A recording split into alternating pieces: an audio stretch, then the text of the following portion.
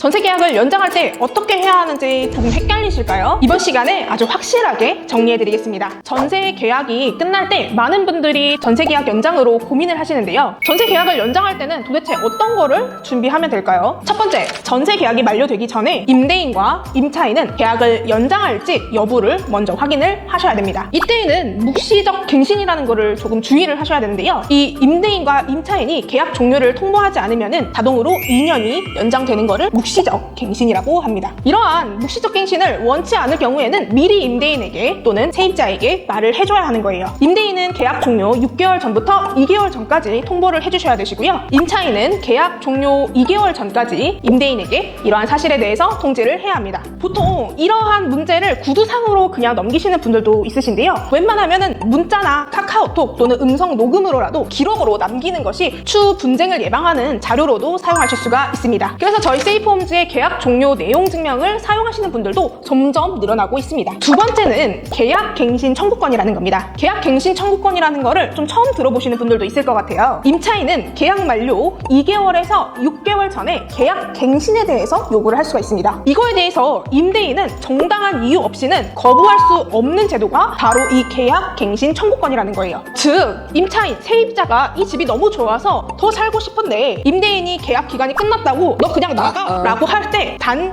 1회에 한해서 계약 갱신 청구권을 사용할 수가 있게 되는 거죠. 자, 그러면 말이죠. 이렇게 계약이 연장되었을 때 내 보증금이 증액이 됐을 경우는 어떻게 해야 할까요? 일단 전월세 상한제라는 게 있는데 이 전월세 상한제에 따라서 기존 임대료의 5% 이내까지만 증액이 가능합니다. 임대료의 5% 인상분을 계산하려면 보증금을 월세로 환산한 다음에 월세와 합친 월 차임을 계산하면 되는데요. 이때 주택임대차보호법에서 정한 전월세 전환율 최대 5.5%를 적용하게 됩니다. 다음으로 전세금이 감액되는 경우는 임대인과 임차인이 그냥 합의하여서 결정하면 됩니다. 자, 이렇게 보증금이 감액되거나 증액되는 등 변동이 있는 이런 상황에서 계약서는 다시 쓰는 게 맞을까요? 이럴 때는 두 가지 방법이 있습니다. 하나는 기존 계약서를 재활용하는 방법이 있고요. 나머지 하나는 새로운 계약서를 다시 작성하는 방법이 있습니다. 기존 계약서를 활용할 때는 기존 계약서의 연장 날짜를 기재를 하고 임대인과 임차인이 상호 서명과 날인을 하면 됩니다. 두 번째, 새로운 계약서를 작성할 때는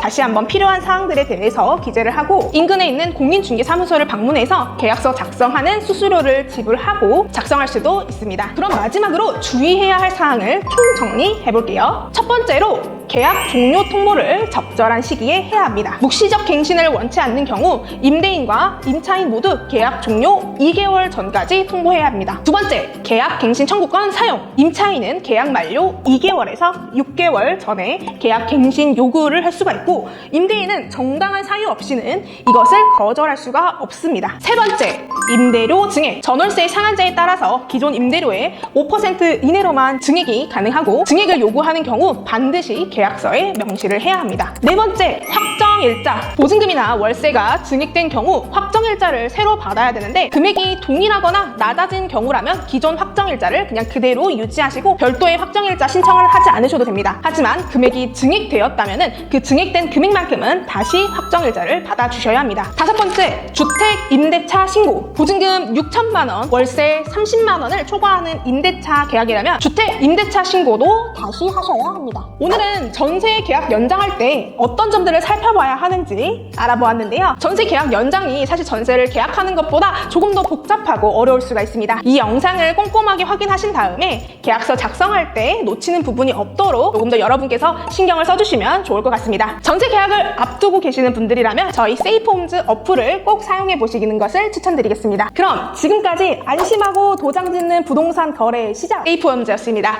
감사합니다.